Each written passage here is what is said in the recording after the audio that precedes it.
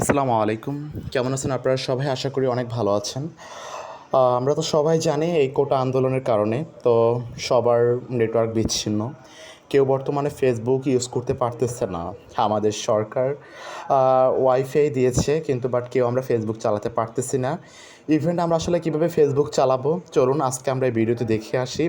আসলে কীভাবে আমরা ফেসবুক চালাবো? আমরা চলে আসি প্লে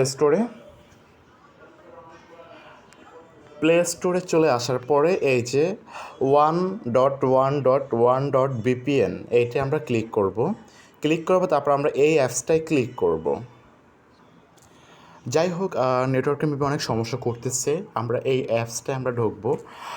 ঢোকার পরে এখানে আমরা হলো আপনার এই অ্যাপসটায় ঢোকার পরে আপনার অ্যাপসটা হলো এই অ্যাপসটা ঢোকার পর আপনার হলো এখানে আপনার কানেক্টেড, এখন আপনার কানেক্টেডে ক্লিক করবেন, ইনশাআল্লাহ আপনার অ্যাপসটা আপনার চালু হয়ে যাবে।